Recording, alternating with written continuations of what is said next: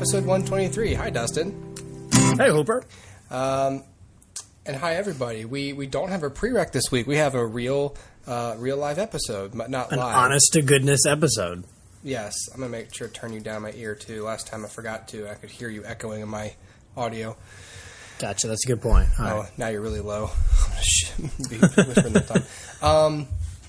Yeah, so we're here to talk about Captain America Civil War this episode. Dustin, it's been a while since we had a food fight because I haven't been recording these from home for a while. Right. So I just had some chili with rice. Nice. And now I'm eating a piece of cheesecake. We definitely win dessert because I didn't have dessert. So I forfeit that round. Well, you're missing out. I had barbecue chicken and a baked potato. Oh, that's pretty good, though. I think you win on the entree. I don't know. The chili was pretty good. Chili sounds good, too. Yeah. Chili sounds good. I don't know. Although the barbecue chicken was good. I'm not gonna lie. And the baked potato had cheese and bacon on it. Well, this cheesecake is getting all up in my mustache. If it doesn't, then you're not doing it right. Well, yeah. Anyway, we're here to talk about the movie, so let's go ahead and get into it. I'd like to do a little bit of a setup for this, just to show, just to let everyone know how committed of a Marvel fan I am. This is one of two movies I plan to see in theaters for the entire year. This and the other one being Doctor Strange, also of Marvel. Yes.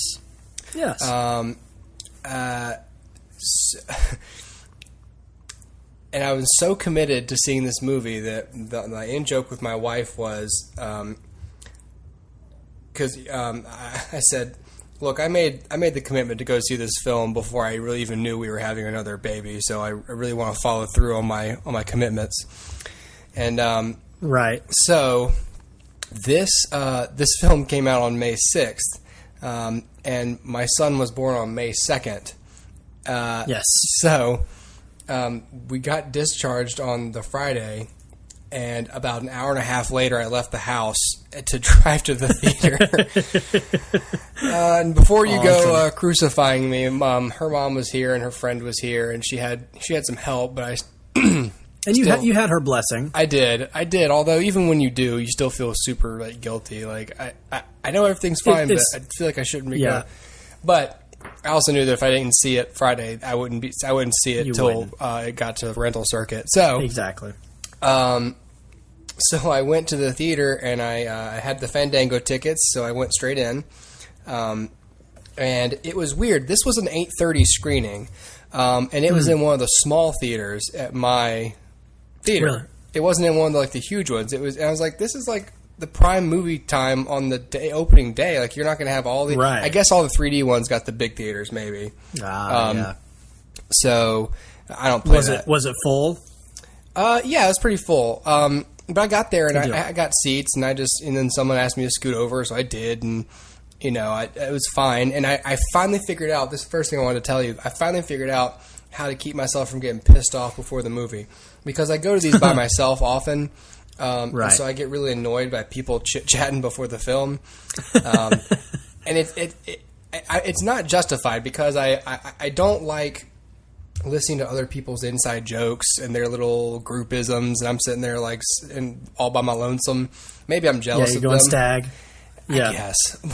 Yeah. But it's also I've heard some people tend to say, well, I heard blah, blah, blah happens. And it's happened before where I've sat there and they've speculated, or they talk about things that they already looked up on the internet. And I was like, well, this is going to be a nerdy crowd because it's opening night, so I really don't want to. Right. So I just put earbuds in, I turned on the Adam Carolla show, and I just started. I just tuned everyone out, zoned out, until after the stupid trivia games. Yes. So we go through a bunch of trailers, which was almost beat for beat the Trailer Park episode we did. All four of those trailers, really, like Fantastic Beasts, maybe not Fantastic Beasts, but like Suicide Squad and Doctor Strange and all that stuff. And so it was weird. I was like, God, it's oddly so, Yeah. So then it's finally 9 o'clock. It's been a half hour of all this crap. So and then we sort of dim the lights, and then the red comes up for the car mic, and then it pauses. it stuck. Oh, no. I was like, oh, my God. And people were like, oh. The lights come up, and the goofy little theater guy sort of saunters to the front. And he's like, hi, guys. Sorry, so we're all ready for Captain America Civil War, right? And people were like, yeah. And I was like, what is this? And it's like, the Children's Group of America would blah, blah, blah, blah, blah. And I was like, oh, God. Oh, and so here's where I felt awkward. He's peddling for a charity, and he's trying to catch eyeballs for donations. Right. And so he did one of those things where he's like, not going to start the movie till someone donates, basically.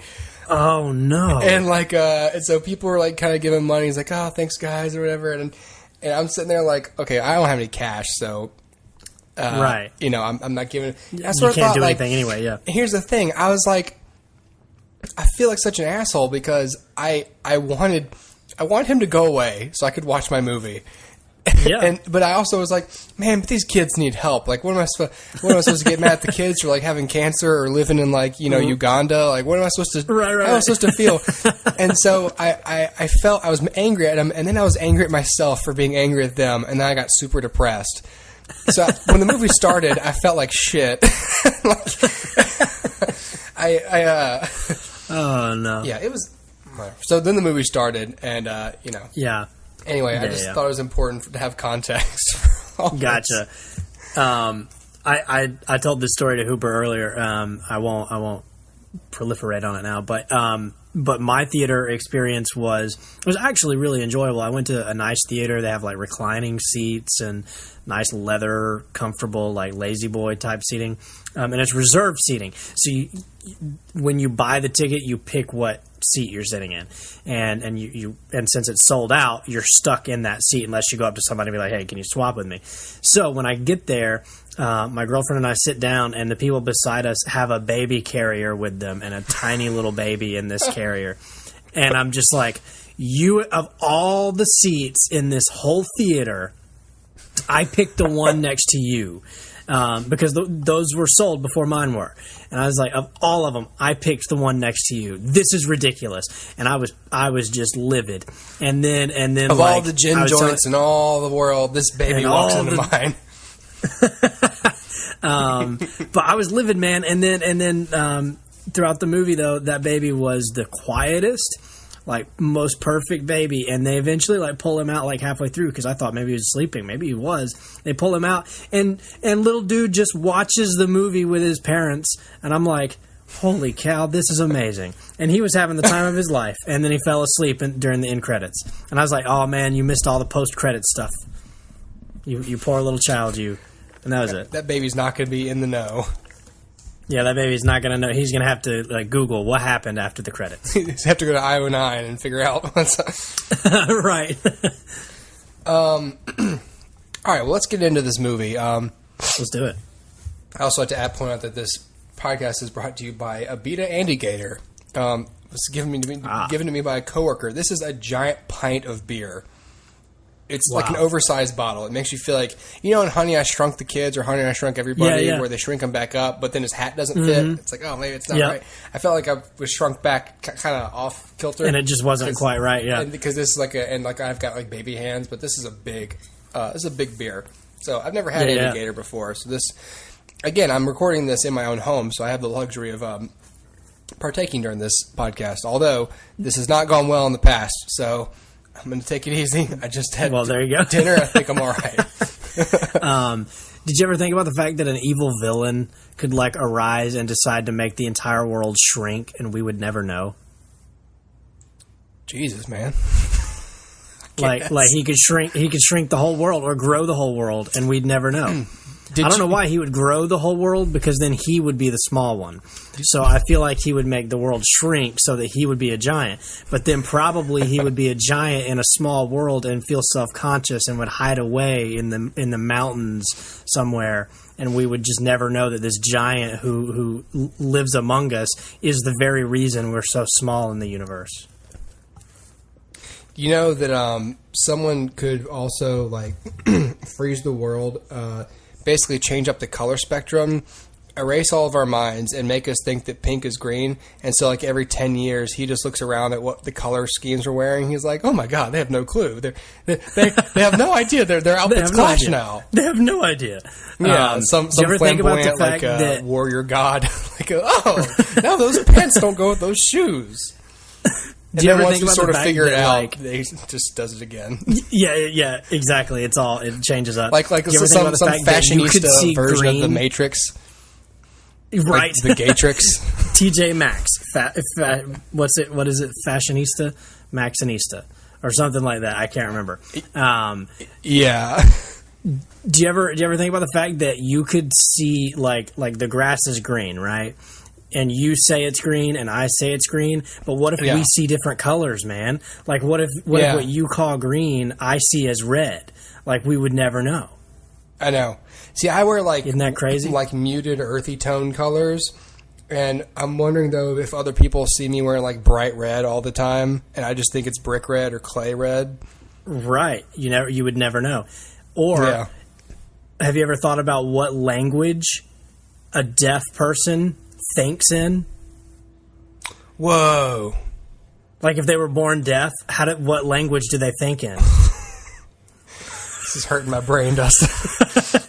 It's weird because, like, I with my daughter and now with my son, like, I'll look at him and I'm just thinking, like, what are you thinking right now? Like, what's going through your mind? Like, this must be freaking you out. Like, there's a big bearded guy who's holding you and explaining to you that he's your father, and you just have to trust him. Okay, fine, I guess. I don't have any other options at this point. Yeah, this Nobody is how I else drink milk, so. and, like, this is how I, all this stuff. Like, you just take it as it's crazy. It also sort of opens your mind to, like, how important it is to, like, be a good parent, because kids are such a blank slate and such a sponge that you really have to introduce them to the right stuff, because like you said, you could just as easily indoctrinate yourself into other stuff. Yeah. Oh yeah, totally. All right. Well, we're at minute 14 now. Let's sorry for the existential you're fine. You're just making me think too much, Dustin. I'm trying to drink beer and talk about Captain America. All right.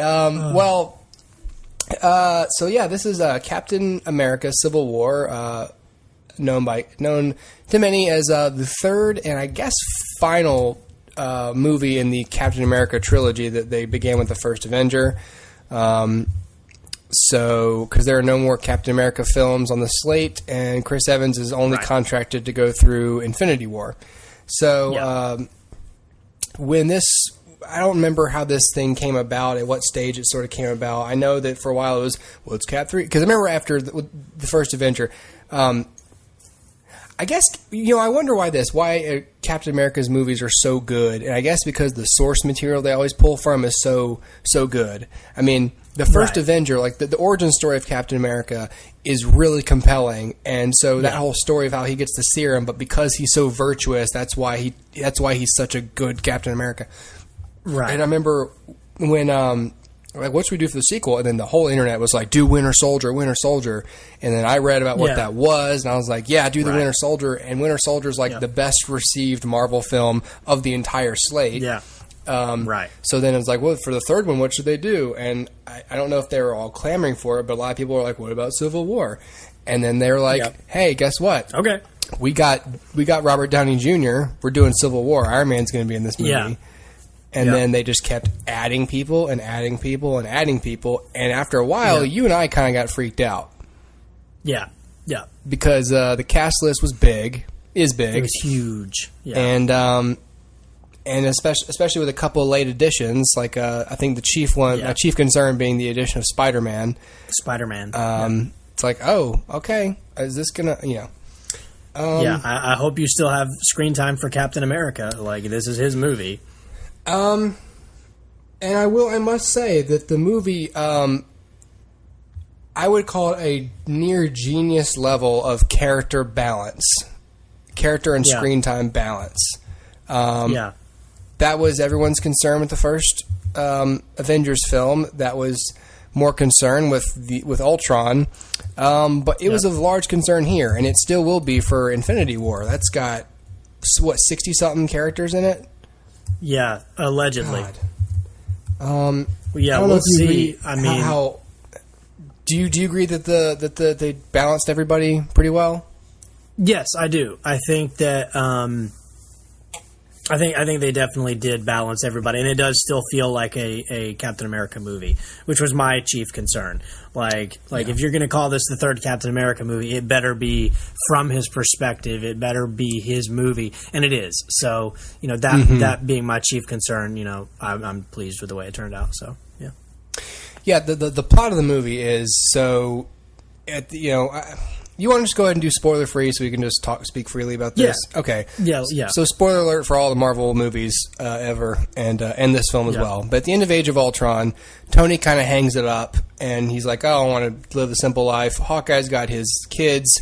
And so Steve Rogers and Natasha Romanoff kind of assemble the new Avengers, which is Rhodey, War Machine, Vision, the Scarlet Witch, Falcon, and I guess the two of them. Yeah, because then Thor runs off to figure out about the Infinity Stones and why all his friends are in hell and why Heimdall's blind, and Banner, gets out of there. Yeah, jets off to God knows where.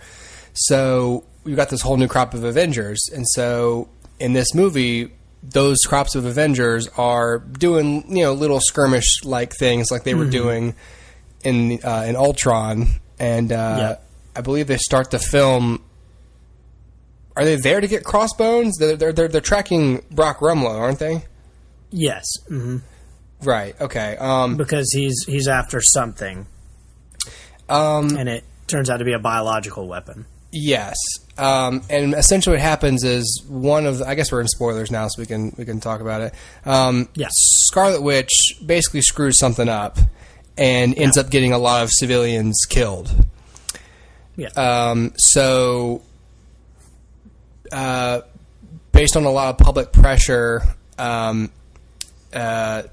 General Thunderbolt Ross, who is now the Secretary of State, whom William Hurt, who we haven't seen since the Incredible Hulk. That guy's Secretary of State now, and he comes with Tony to the Avengers headquarters and basically says, so you guys are doing a great job, and we love you, and thank you so much for saving the world and stuff. However, we have some red tape to discuss, and most of the countries in the world have drawn up this contract, basically you guys, especially after this stunt, and I can't remember where they are. I think it was in Lagos or something. Lagos, yeah. So after all this stuff has happened, they show cell phone footage from all the past movies where people are getting crushed by stuff. People are getting killed, Sokovia, and you guys sort of operate with one. Yeah. Well, you guys are operating without oversight, and these will essentially make you an arm of the United Nations, and you will be deployed to places. You will not just go. And and so it is the basic premise of the Civil War comic, and that's about the only similarity it shares. Yeah, and rightly so. It doesn't need to be anything more than that. And you basically have superheroes on both sides. From all these superheroes we know, choosing sides. With Stark, I guess not very predictably. If you haven't read the comic, then it's a little bit strange that Tony Stark would be on the side of the accountability. But if you remember, his whole motivation is guilt, and that guy has spent enough movies feeling guilty about the body count that he's personally responsible for. And they even have the scene, I appreciate it, they even have the scene where some mother chews him out basically for getting her son killed. And that's that's his whole thing. He's just I'm done. Whatever we can do to do a better job, I'm going to do it. And it's very true to character for Tony to be motivated Yeah. by a woman who says, my son died. That's not something that Tony has ever taken for granted. Post his whole Iron Man thing.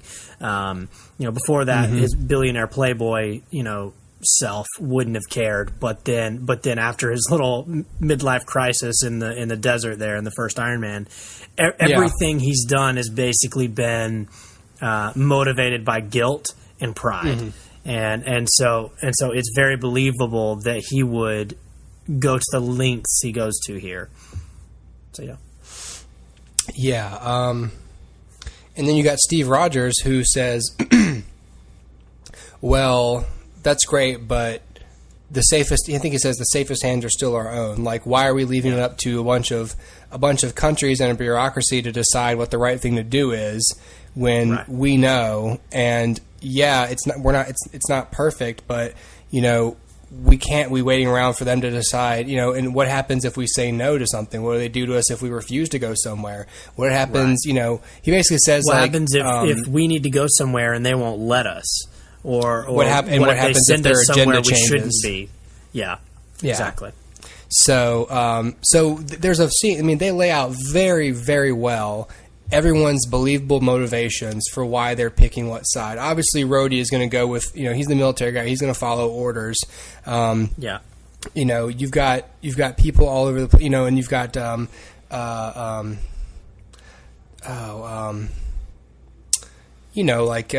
Falcon's going to stick with Cap, and I don't want to give away too many of the other characters because there's some allegiance swapping. But it's a really good setup, and the whole movie is just this kind of slow build of like, okay, well, you don't sign them if you don't want to. I just don't know what they're going to do when you don't, and then progressively more and more into, hey, we have to bring you in. And we have orders to follow. And, man, it's so good. The Russos did a good job, as always, with the action in this thing. Like I said, with the balance of characters. Everyone gets a moment, and some people get great moments. Like Black Panther, I thought was really, really great. Really great in this film. Yeah, awesome. Yeah. I feel like, of course, there was obvious setup for other films, but it wasn't too bad. No, I'd agree. Let me go ahead and get to this, because this is all I'm thinking about right now. I really want to talk about Spider-Man. Okay. So as soon as, we're like, hey, I know someone, we can blah, blah, blah, and then it's like, Queens. And I was like, oh my God, here it comes. I literally leaned over to Sarah, and I was like, or my girlfriend, and I was like, oh my gosh, we're about to see Spider-Man. And she goes, do you think? And I'm like, we're about to see Spider-Man. We're just Spider-Man. And like, I was so excited. I was like a child. So the first thing I want to point out is Tony Stark says what I've been thinking. Well, first of all, it was never officially confirmed that Marissa Tomei was Aunt May. Right. I don't think. And so when I it was think her, it was a rumor, I was like, oh yay! And then the whole time he's basically talking about how hot she is, and I was like, yes, thank you. So they set up, which of course, what you and I kind of speculated at, which was that Spider-Man had only been around in recent months, because how could the Avengers occur and Spider-Man's not nearby? Well, because he's not Spider-Man yet. Exactly. So that made sense to me, and that was good that they went that route. We also confirmed that Spider-Man, his suit, in fact, comes from Tony Stark. Yep. Which is great.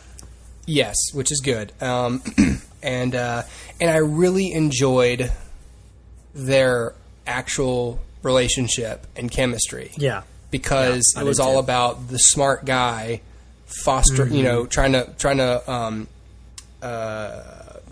develop the other smart guy. Yeah. So Spider-Man is really only in one scene. Pretty much. One scene and then like one set piece. Yeah. Yeah. That being the airport scene, which is incredible. Which is awesome. Yeah. A lot of people are calling it like the best action sequence in comic book history. Like in comic book movie history, up there for sure. It probably is. It's certainly the most superhero-y. Yes. More superpowers are in that scene than any other scene probably in comic book history. Yeah. Like a variety of powers. And they somehow kept it within the tone and style of the movie. Like it didn't all of a sudden feel like a different movie. Right. They still shot it with like the same kind of shot design. It didn't all of a sudden become different, and goofy, right. And it was still visually consistent with the rest of the film, so that it didn't all of a sudden feel like this weird, hold on, let's stop and fight. It was like a, okay, we're trying to get over here and they're going to stop us sort of thing. I thought Spider-Man was great. I thought Tom Holland was great. I thought he was funny. I mean, everything he said was funny. The funniest line in the movie was when someone displays a new power, and he just looked very, very carefully tiptoed there, Hooper. Yeah, someone displays a new power, and it was just the biggest laugh in my screening is Spider-Man just looks at him and just goes, "Holy shit!" and I just thought he was great because his whole temperament kind of. Most people have seen this movie. I don't think we're talking to many people who haven't seen the film yet. Sure. But Spider-Man, what I like so much about him is that he's basically like, Mr. Stark, what should I do, Mr. Stark, sir? Like he's just completely like, oh, I'm just happy to be here. What do you want me to do? And he's owning everybody, and I'm not gonna say he's not even trying, but without even really being sure about why he's there, he's just sort of like, okay, I'll just web up these people,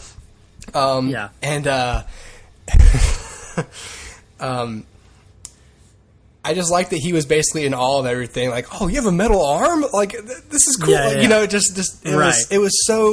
was so great. And I just feel like they really nailed Spider-Man. I love there's one line, I think it was Falcon who says to him, like, you've never been in a fight, have you? There's usually not that much talking. And I was like, yes. Yeah, it was really, a chatty Spider-Man. It was really good. And so I just thought the suit looks good. Tom Holland is well cast. I really like I really like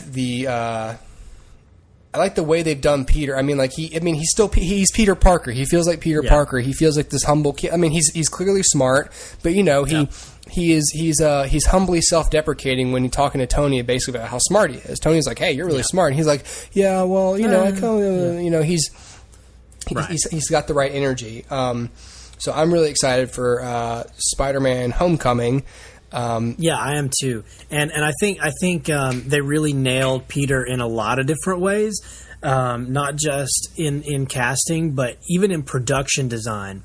I think that not only, like, the first time you see Peter, he's wearing like this little like jacket, and he has like a shirt with like pizza on it, like that. It's just so like nerdy Peter, and then and New York-y Peter, and then like the apartment being so small and cramped, and his bedroom having like antique computers and all of that stuff. Like, that's so Peter.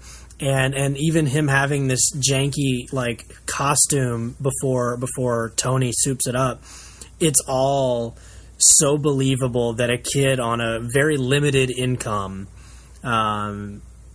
could pull off what he's doing.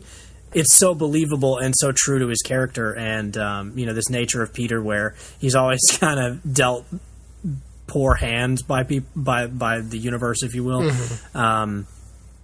I just thought that was so completely Peter, in a way that Andrew Garfield, bless his heart, never was. It just, and without even trying, like, Tom Holland just comes on the scene and he is Peter Parker. Yes.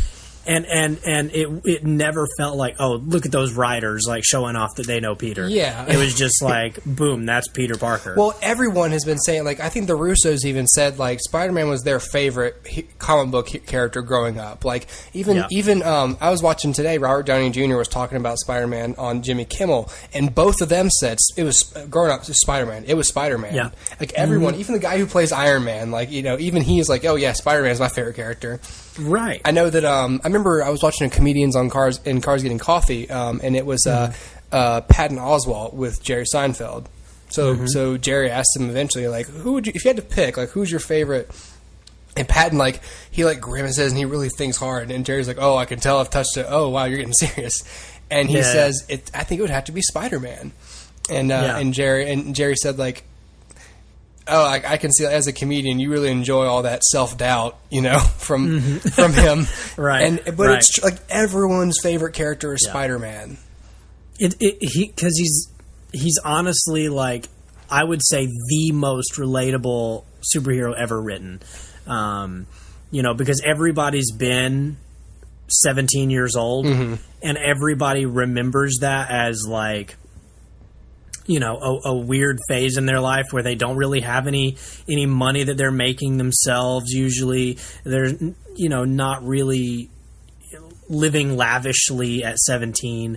Everybody relates to that. And then you grow up and you start paying bills and you start realizing, like, yeah, it's harder to make ends meet than I anticipated. Yeah. And then you relate to Peter for that. And then the great thing about Peter Parker, I read recently that, like, in the comics, Peter was in his, like, entire comics history, Peter's really only was ever in high school for like 3 years, and then he went to college.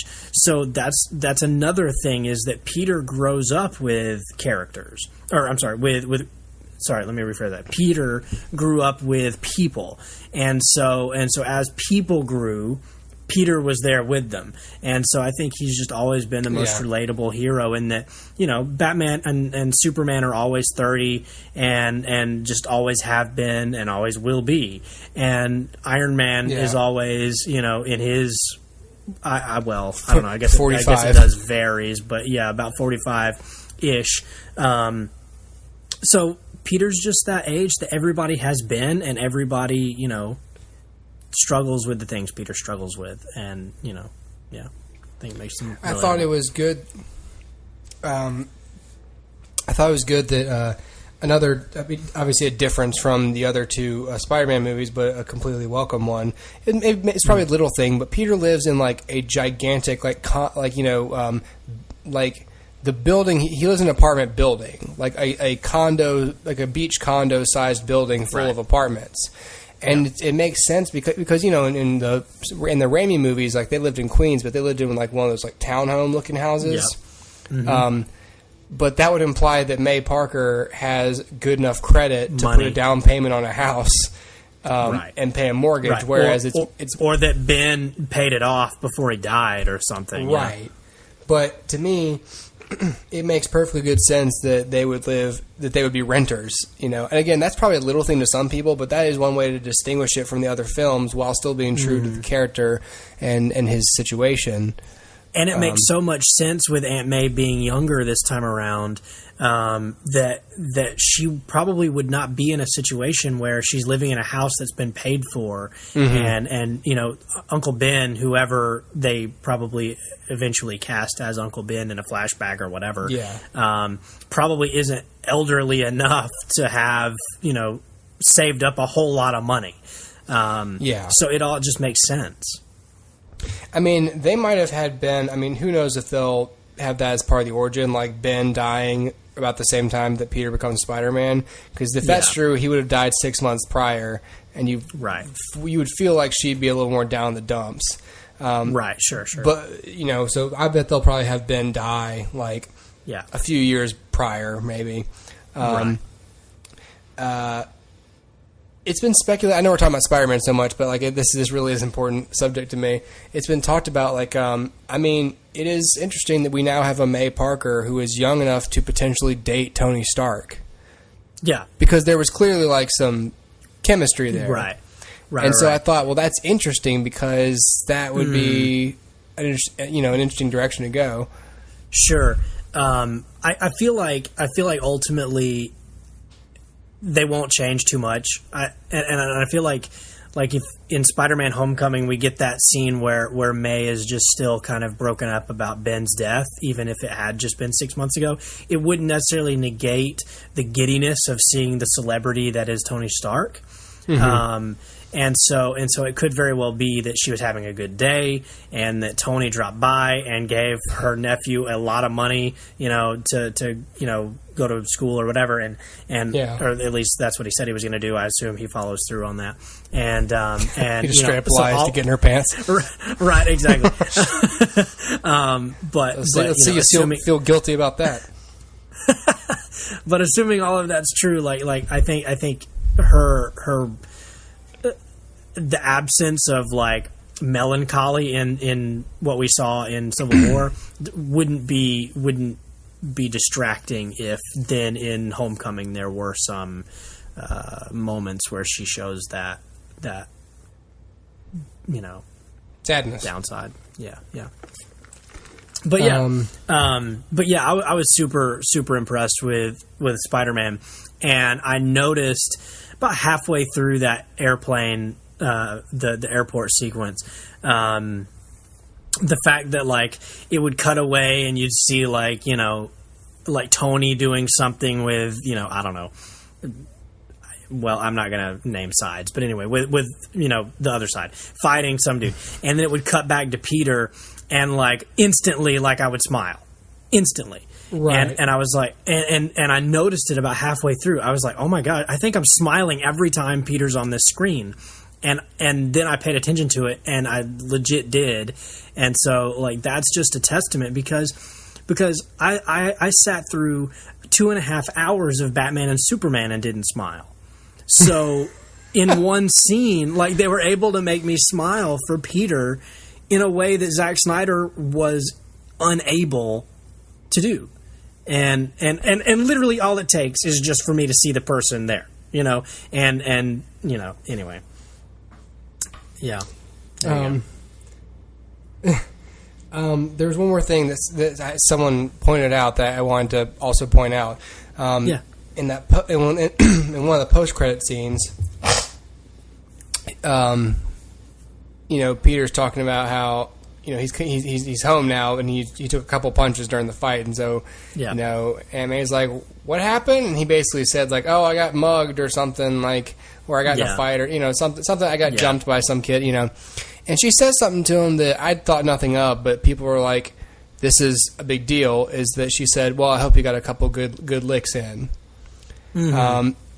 And the idea that it's significant that whereas Rosemary Harris's Peter Parker or Aunt May would have said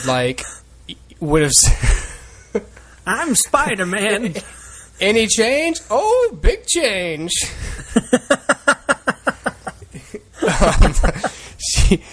Your friendly neighborhood Spider-Man. MJ, in case we die. You love me. I do. No.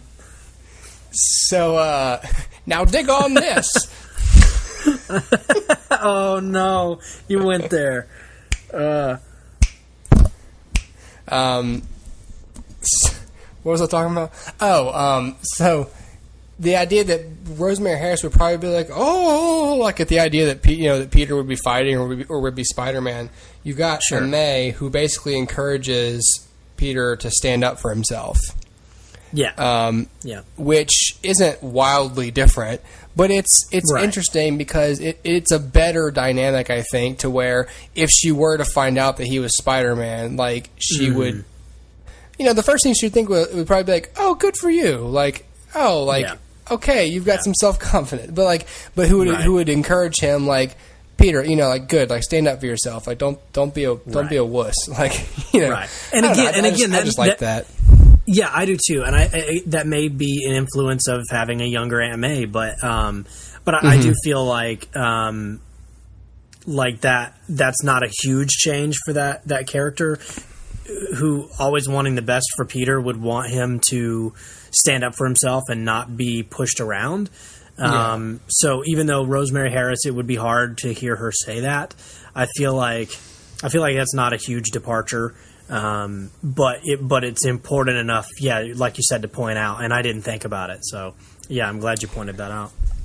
Let's get back to the main character of the film. Sure.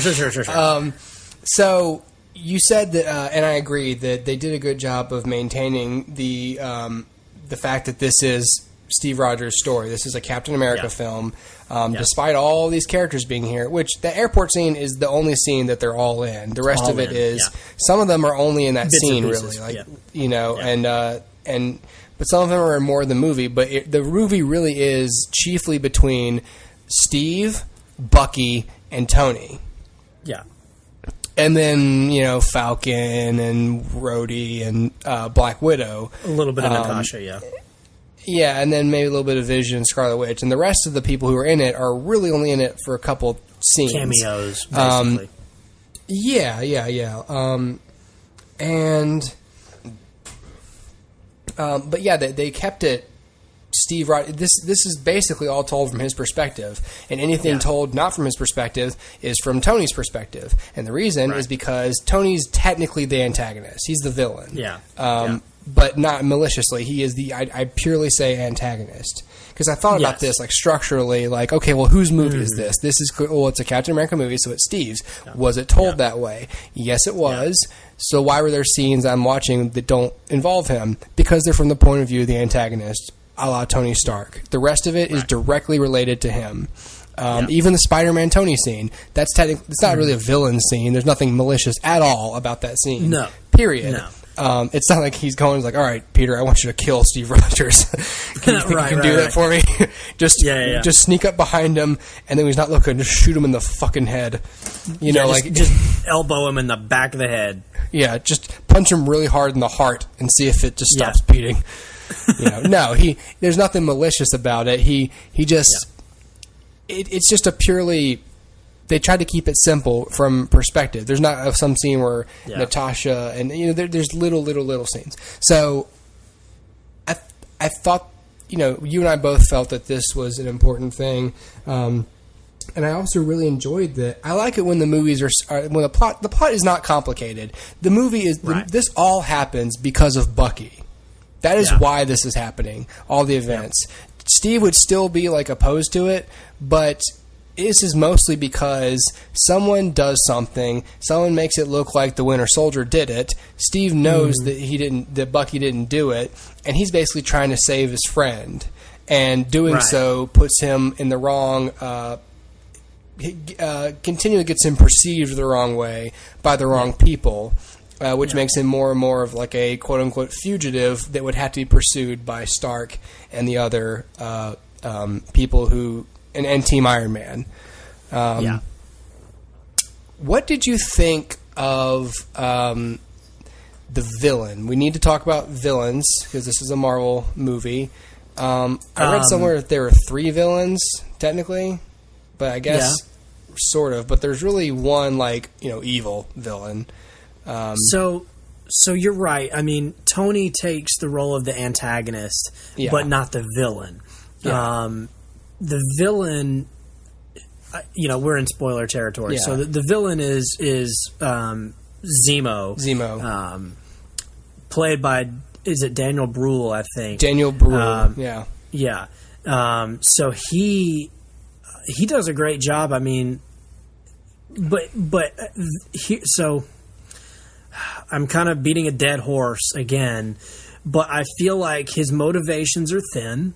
There are some leaps that he takes, like knowing certain characters are going to be in certain places that would sort of be impossible to know. Even for a brilliant strategist to assume that it's going to work this way, it's a bit of a stretch. I didn't have a problem with him, except, and this would be probably my big sort of negative about the film, is that I kept waiting for a climax that was bigger and I hate to say better than what the climax here was, which was the fight between Bucky, Steve, and Tony. Yeah. Because while that was a great scene, it didn't feel heavy enough to be the climax. It didn't feel like I never would have bought that Tony would kill Steve. So Steve is not in mortal danger. I never buy that Steve is going to kill Tony. So Tony's not in mortal danger. So the stakes don't feel high enough for it to be the climax. So I kept waiting for Daniel Bruhl to show back up and be like, all right, now I'm in a super suit too. Or, something that would be, as generic as that would be, something that would be like, okay, fine. If you're not going to kill each other, then I'll kill you. Something that would be a little more high stakes. And so my big thing is I feel like his motivation was weak, and he never came back in to finish the job that didn't get finished. That was his whole plan. Now, granted, he was apprehended, so that prevents him from doing that. But you could very easily have that scene of him apprehended after the big, high stakes climax. So yes, I'll say I liked the villain, but he does not stand up to. He doesn't stand apart from really any other Marvel villain to me. But I will say that I think the best villain in the movie was Crossbones, and it was a shame that he went out the way that he did, because I feel like the bloodlust between him or from him towards Steve is a really great. Like, I love when characters just hate each other. And will just let loose and like, okay, fine, I'm going to kill you then. So to see him dispatched the way he was disappointing, because I feel like he could have been really great later down the road or even again in this film. I thought he would get more than that. I was a little bit disappointed that he was. I agree. I think he's a more interesting villain than Zemo, and maybe it's because we spent more time with him before he was a villain. Before he was seems like a more not like a more complicated guy, but I mean Zemo's adequate, but it's like you said, like everything he does, like every time we went to I admit every time I saw him in the movie, I was bored because I was just like, what does this have to do with anything? Like he's not. I really don't care about what he's doing because he's not really affecting the central conflict of the movie. He felt like, all right, we're going to watch a different film for a minute while we let some time pass between Steve and Tony. Whereas if you'd shown Ross doing something, that would have been more compelling because he's such an evil bastard that we know from Hunting the Incredible Hulk. It's like, okay, well, why don't we show that he's still just an evil prick who hates superheroes, and let's have him plot some stuff and sort of behind the scenes. Maybe he would use Crossbones as a little minion guy. And but every time they cut to Zemo, I'm always like, I feel like I'm late to the party in terms of this guy's beef. I mean, he has a beef because he was in Sokovia, but there's we also don't find that out till the end. Yeah. And that's not a strong enough motivation because essentially, I mean, in a weird way, Wanda has the same beef. Her brother died in Sokovia, and so did so many other people's families. So it didn't seem like this was significant or unique enough to be like the inciting incident for this guy turning evil and concocting this huge plan, which would be so brilliant that it required so many steps and so many people to do just the right thing at the right time so that the right thing would happen at the end. But having said that, I don't have any problem with a villain whose plan is this. Just to say, like, I want them to tear each other apart from the inside. That's actually a pretty smart plan. For a villain to have. So props to this villain for thinking of it. But at the same point, like, I didn't feel like his motivation was strong enough, or that I knew him enough as a character to believe that he would succeed. At the same time, I sort of applaud them for having the villain basically being smart enough to not have to do a lot of the grunt work himself. Like, he doesn't have to build an apparatus to take out the Avengers because he's smart enough to just manipulate them into pitting them against each other. Exactly. So in a way, he's a good villain because he knows how to work smart instead of work hard. And two, I think it was smart of them also to not have him take too much of an active role in their storyline. Yeah, again, because that's his plan. But like, there's enough conflict exists in the film already without him trying to manufacture more, and it may have come across as way too not subtle for him to come in and be like, "All right, I know you're fighting, but now you both drank poison. Who's got more poison? Find the antidote. Bye bye." You know, right? Exactly. Yeah. You're right. He's a smart villain, but I think my thing is I don't understand him enough psychologically to feel intimidated by him. Yeah. I'm intimidated by what he does, but not by him. And so, you know, a strong villain that, you know, is somebody that I'm intimidated by. Like, his very presence spells trouble. And Crossbones was that. Yes. He's a physical foil to Captain America, and as well as he's a strategist. So it felt like we traded one compelling villain with a rich backstory of why he hates Captain America for a guy with a mysterious backstory that turns out to be not that involved.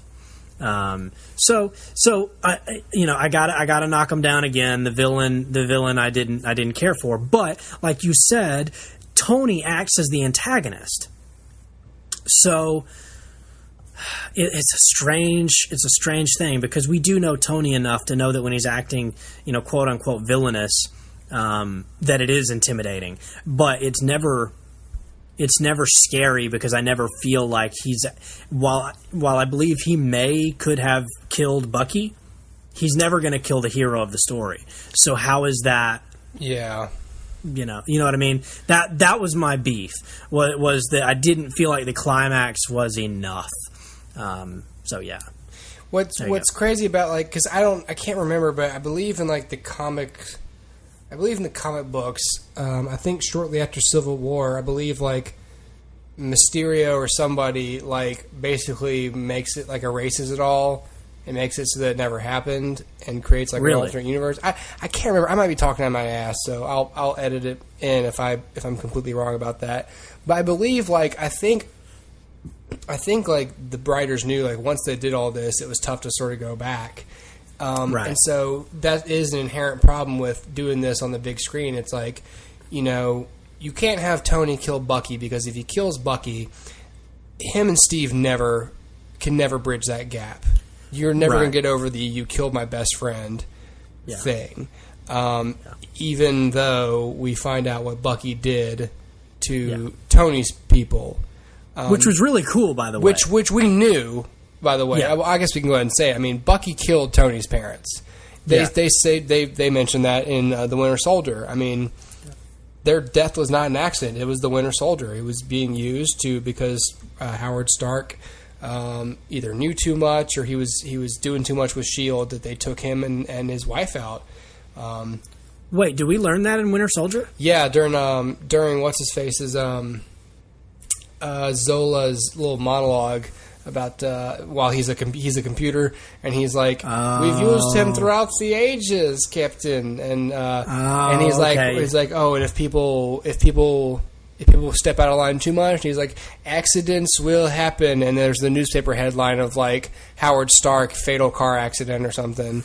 Gotcha. You know, it was basically implying like, shocking, not an accident. Right. Gotcha. It was. I forgot about that.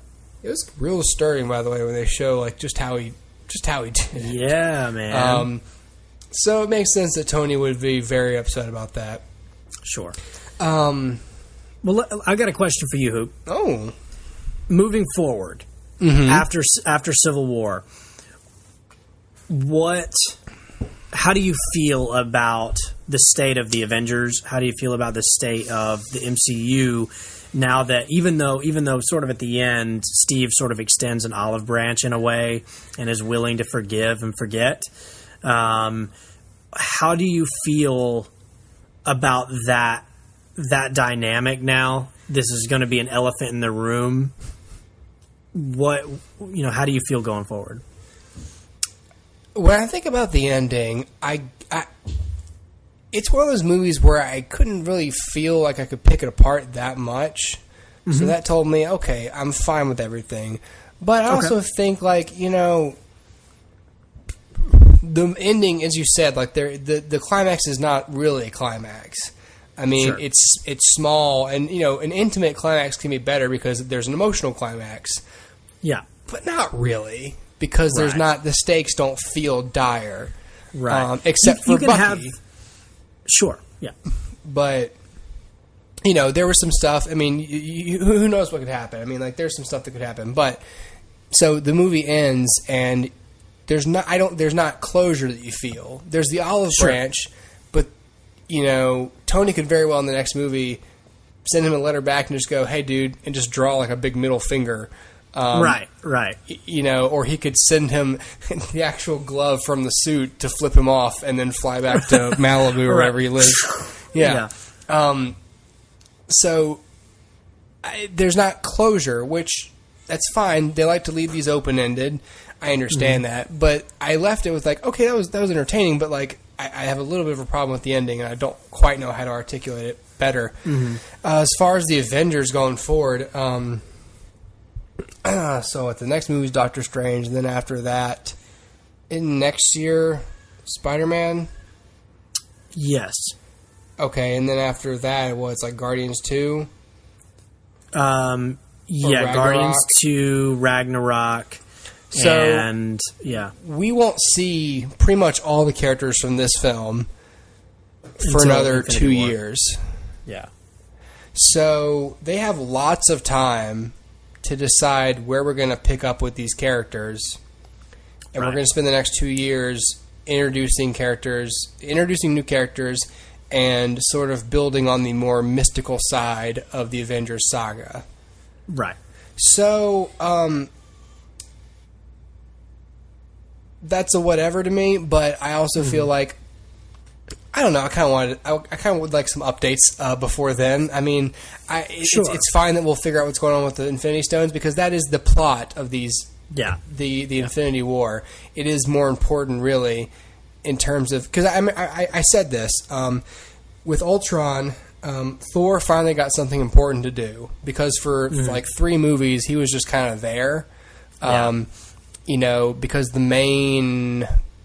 I feel like the people who carried the story in the first one was really, I guess he sort of carried it. Well, anyway, the point is Stark was really the impetus for a lot of the events in Ultron, but it's always really been it's really the Guardians who have most of the plot from Infinity War, the Guardians of the Galaxy.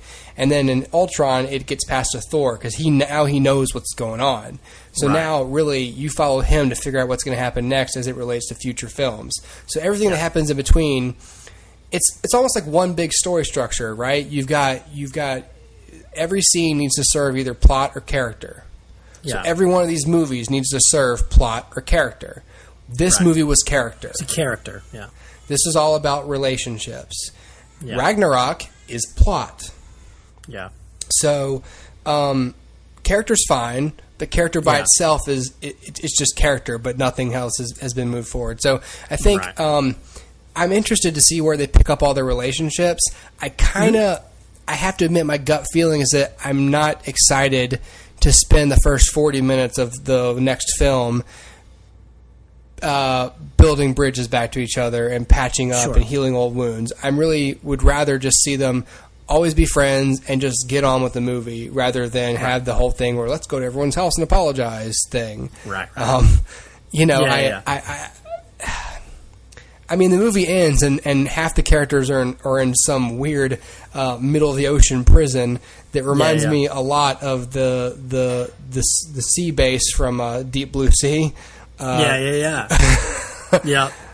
Featuring Nick Fury and the Punisher. Nick Fury.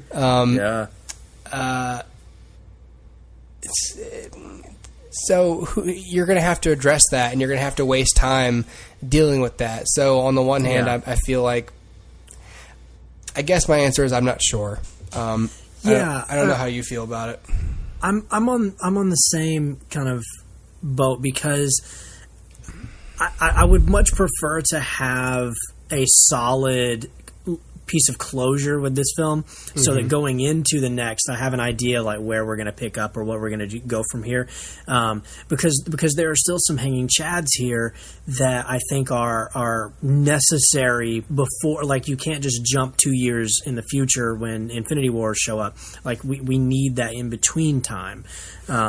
So you know, a couple of these examples are, I mean, how can anybody Team Cap trust Tony anymore?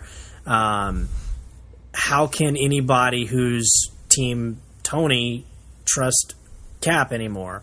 You know, it feels like there's a permanent wedge in between that wasn't resolved. And only Black Widow kind of seems like, or maybe Clint too, seem like they could go either way. But it feels like, especially like Rhodey is probably going to be really miffed at Team Cap. And then you have like the Vision, who I feel like just kind of is like, whatever. I mean, I'm an android. I don't care. Why am I here? Right. And then, but people like Scarlet Witch, I feel like it won't trust Tony again for a while. And then that raises the question, like, okay, they dismissed Spidey so early in the movie. Will he ever trust Cap? Or will he have to come to that realization that he was used by Tony?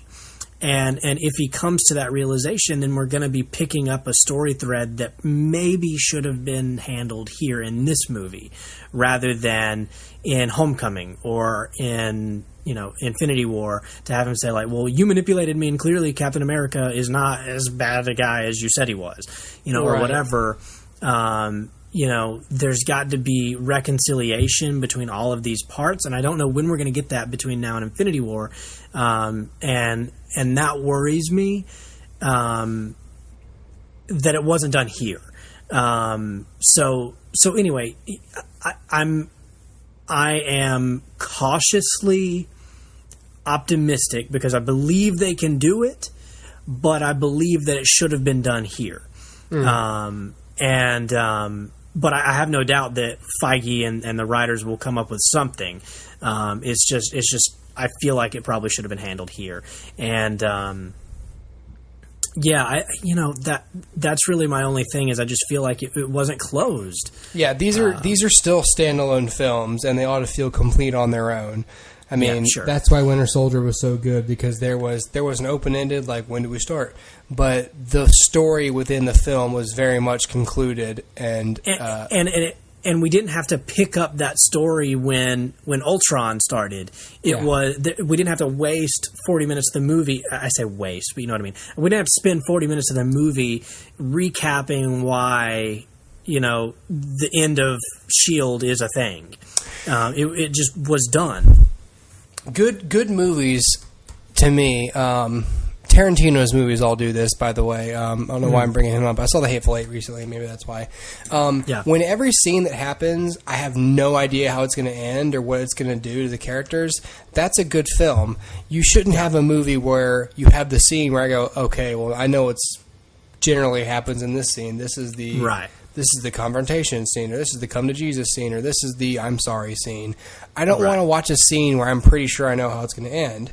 So when we set up all these things that we know are going to get concluded for them to have unity going in to fight Thanos, you know that you're going to have a bunch of scenes at the beginning of whatever film that are completely centric around these people being friends again. Yeah, I don't want to waste time with that. Right. It could easily have been done here if it was simply like, okay, Steve has his little voiceover and he's like, you know, whatever, I'm willing to, you know, extend an olive branch of like, let's do this thing, you know, come help me. You know, we together, because of our short-sightedness, we put our friends in prison. Help me get them out. And the end is not Captain America stepping out of the shadows, but Captain America and Iron Man together. Yeah. Then you get the closure because it's done. Yeah. And you don't have to spend any of the next movie saying, oh, here they come together. It's just done. And they didn't add a single thing. It was just the scene of Cap in his voiceover, and then boom, cut to everybody looking out the window. You have Cap walk up, and then like 4 seconds later, Tony walks up. Oh, man. Oh, That's how you so much better. You're right. I know. Way better. I'm sorry, Hooper. I'm sorry. Now I hate the movie, Dustin. No, it's just that would have ended it, and I wouldn't be sitting here going, man, I have to wait 2 years now to figure out how they're going to do this, and I know they're going to do it, so now I have to just wait 2 years for it to happen. It's just done for me, you know? Yeah. And it's closed. It's done. It's you get that idea that Tony's like, look, we were both in the wrong. We both did and said things that were stupid, and you don't even have to write the scene where Robert Downey Jr. apologizes. It's just he's there, and it's implied. Yeah, it's one of those scenes that you can't write a better version of that scene than has been done before. That's the thing. Like, so just avoid it, imply it, move forward. Yeah. I have to wrap up, so I won't really get to mention at length. We sort of neglected to mention how awesome Black Panther was, how great of an intro he got going into his, and he's got his own solo movie coming up. But I feel like he had a fantastic setup as who's this guy, what is he all about, what's important to him, and how awesome is he as his super character. I really like. I thought about this the whole time. And by the way, he is in that whole fight scene at the end. He's there, but he just sort of stays out of it. No one really knows he's there. I sort of thought about it. I was like, you know what? This is the only guy who doesn't really choose a side. Like he sort of shows up, but he never. I don't really ever feel like he really says to anybody like, "Okay, I'm committed to helping you." He's sort of he's just the like, libertarian. Yeah, exactly. He's just sort of here like, all right, well, I guess I'm gonna stand on this side of the airport tarmac because technically I'm with you, but I'm just letting you know I'm really here for one reason, and that's him. That's him. Yeah. So I just felt like. As a character, he stood very much independently, alone from their quabble, and was just sort of like, "All right, well, this is a crazy day, but I'm just here for one thing. I got my eyes on the prize." And he was all business. And I really, really liked T'Challa. Yeah, I don't know anything about Black Panther really. I don't know anything about T'Challa, but man, I dug it. I will say there's one scene that I thought was funny to me that wasn't supposed to be. I know what you're saying. We'll see. There's this scene where Tony's in his helicopter, and he ejects from the helicopter in the Iron Man suit, and it just kind of like the camera like pans down, and here's T'Challa in a jet that has never been mentioned that he has a jet. They've never talked about it, and I'm just like, I mean, I get it. He's a king, sure, maybe he can get a jet, but I'm just thinking like at this point in the movie, we don't know. Like I don't know anything about Black Panther, so I don't know. Like is he the king of a very technologically rich nation or not? Like I don't know. And here he is flying a single pilot jet. We don't even never mentioned he was a pilot or anything. That's the thing. I was thinking in the theater, like if I were to tweet one thing about this movie, it would be so Black Panther's just a pilot now. He's just like sitting there like quietly, like I just imagine like in silence, just like flying underneath. It cracked me up. He's flying, but also it's like you're right. Like his country is supposedly like kind of poor, but he's one of those like royalties who have like access to many riches, and it's like, all right, well, I feel like you could single-handedly lift this country out of poverty just by the wealth redistribution, but exactly. You've got this plane and stuff, and you're a pilot, but whatever. A plane that not only can keep up with Stark's chopper, but also can be undetected by it. You know, the silly thing to me, what was funny to me, I gotta go. Hold on, give me a second. Hold on a second. Yeah. What was funny to me was that there's the scene where they're all they're chasing Bucky, and Steve's sort of chasing after them to keep Bucky from being hurt. They all sort of jump down onto the freeway, and there's the one scene where they're all running, and they are comically faster than cars. Yes. And I was like, yes. all right, well, I need to work on that, but I get it. I understand right. I understand what they're going for, but I almost laughed. I was like, okay, like, there's, here's some cars, and then there's Steve, who looks like he's running on like one of those airport moving sidewalks. Yes. Yep. Oh man, that's classic. I was like, guys, I get it, like, and I agree that they're would be this fast. Sure, I get it. I was like, but like all three of them, it's just like, oh, okay, well, we knew Steve was fast because he runs in the Winter Soldier. Sure. We know he's fast. I guess Bucky's fast, and then it's like, oh, now Black Panther's fast. Oh, who else is fast? Is anyone else fast? You're not even going to explain T'Challa's speed. It's just he is. That's it's weird. Just he is. It's like, oh, okay. The last thing that I'll mention really quick, and I know you have to go, is how great of a character Bucky is. And I think he's one of the most interesting characters in the MCU. Yeah. And I was very disappointed with the post credits scene where he's like, all right, I'm going into hypersleep, and I'm like, no, stay. And my girlfriend pointed out, she was like, man, that must be like a knife to the chest to Steve, who's like, do you realize what I just risked for you? I thought we were going to be buds, and now you're just going to go to sleep on me, But yeah, man, but I love Bucky. I think he's a great Bucky character. effectively says, like, I'm not sure what to make of all this, so I'm just going to go under until it's all resolved, and then I'll come back. It's like, hey, no, you don't get to do that. Here, let me come in there too. Move over. I'm getting over. I'm getting in there too. I'd like to be in the ice again. Yeah, we'll both wake up in 25 years and see what happened. All right, I gotta go. All right, sounds good. All right, man. We'll see everybody next time. Thanks for listening. Bye-bye. Sounds good. Bye.